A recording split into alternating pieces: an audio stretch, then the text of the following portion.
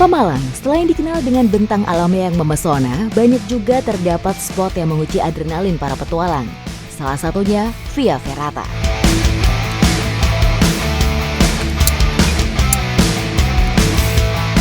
Ikuti jejak saya, jejak Fatwa!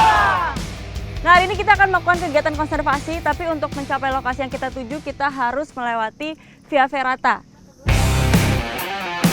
Berlokasi di Bukit Mendelam atau lebih dikenal sebagai Gunung Jimat. Via Ferrata ini berupa besi berbentuk huruf U yang ditancapkan ke bebatuan, dilengkapi dengan tali seling sebagai pengaman para pendaki. Sebelum naik harus dipastikan peralatan yang digunakan safety.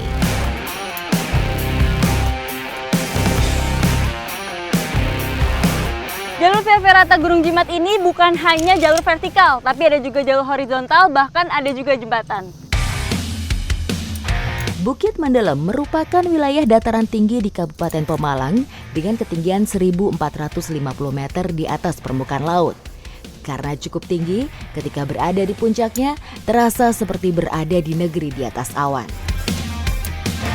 Dibutuhkan waktu yang cukup lama untuk mencapai puncak. Stamina ekstra sangat dibutuhkan dalam kegiatan ini.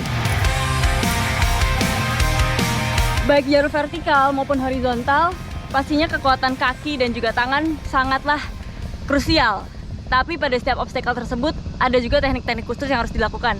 Seperti pada jalur vertikal di mana saya berada saat ini, badan kita harus menjorok ke depan atau yang disebut dengan scrambling.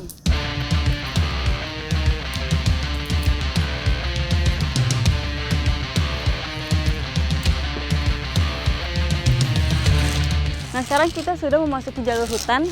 Jadi memang di Gunung Jimat ini bukan hanya tebing, tapi vegetasinya juga sangat beragam. Nah, di depan ini sudah ada jembatan one line, walaupun horizontal tetap karabiner harus terpasang di kedua tali, yang atas dan juga bawah.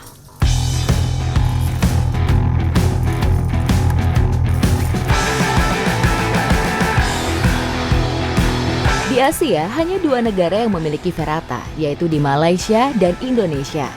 Indonesia yang paling tertinggi pertama dan kedua. Tertinggi pertama adalah Ferrata Gunung Parang Purwakarta sekitar 700 mdpl. Dan yang kedua adalah Ferrata Gunung Jimat Pemalang. Nah, kalau ini namanya trek Cilukba. Jadi setelah kita di dalam hutan, begitu keluar langsung diberi pemandangan yang luas sekali. Dan di sini ada tingkat kesulitan lebih nih, yaitu overhang. Jadi di sini kita harus menggantung dan kekuatan yang paling diperlukan adalah kekuatan tangan. Di mana kita harus bisa menaruh semua beban kita di tangan sehingga kita tidak tergelincir.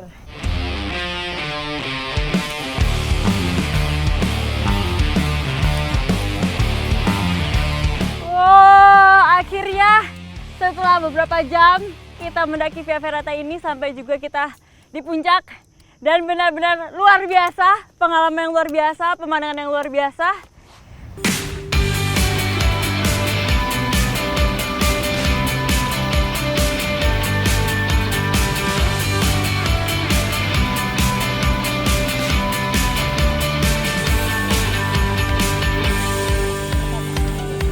Kurang lengkap rasanya berada di puncak Gunung Jimat tidak merasakan bermalam di sini.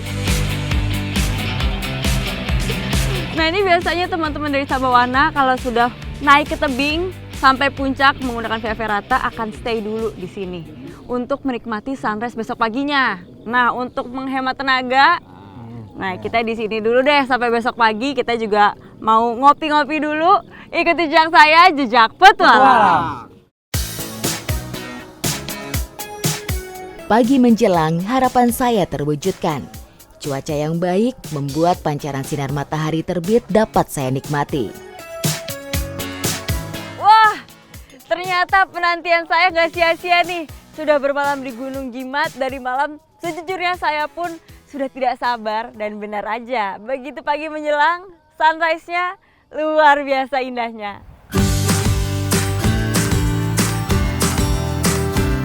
Memutuskan untuk bermalam tentu mengharuskan kami membawa perbekalan yang cukup. Selain perbekalan dari bawah, kita juga memanfaatkan beberapa tanaman yang ada di sekitar sini nih. Salah satunya pakis. Nah, pakis ini yang kita ambil adalah pucuk-pucuk ujungnya yang masih muda, yang seperti ini nih. Yang seperti ini yang bisa dimakan. Dan selain itu juga ada umbut dari tanaman palem. Nah, ini semua bisa dicampur menjadi satu masakan dan harusnya sih lezat ya.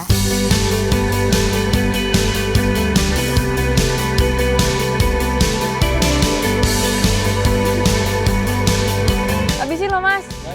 Habisin ini karena habis ini kita akan melakukan kegiatan utama kita, yaitu menanam. Nah, di mana Mas kita nanamnya? Tanamnya sekitar sini aja sih nanti. Sekitar situ ya. Lokasi. Ini habisin dulu Mas. Oke, siap. Biar kita ada tenaganya buat nanam. Ikuti jejak saya, jejak petualang.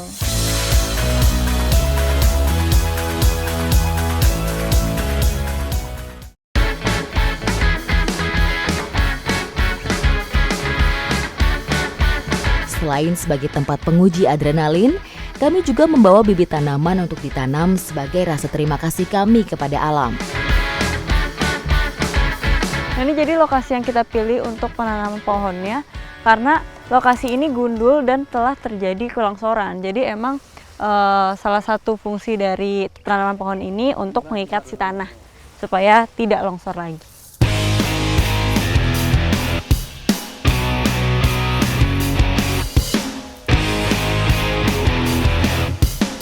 Nah, ini kita pilih tanaman Ficus elastica atau rubber plant atau di Indonesia lebih kenal dengan karet kebo. Ini karena dia kuat akarnya ya Mas? Kuat ya, lebih bisa tumbuhnya lebih besar lagi. Jadi dia bisa tumbuh besar, akarnya juga kuat. Jadi diharapkan bisa mengikat tanah dengan baik ya, supaya tidak longsor lagi. Tanaman karet juga terbilang penting untuk mengatasi rumah kaca seperti pemanasan global. Secara garis besar, tanaman karet dapat tumbuh baik pada kondisi iklim bersuhu rata-rata harian 28 derajat Celcius. Nah, ini semua bibit yang kita bawa sudah tertanam, semoga bisa bermanfaat baik untuk kedepannya. Dan lagi-lagi kita bisa menikmati alam, tapi tetap harus menjaga alamnya. Dan sebisa mungkin meninggalkan jejak positif kemanapun kita melangkah. Ikuti jejak saya, jejak petualang.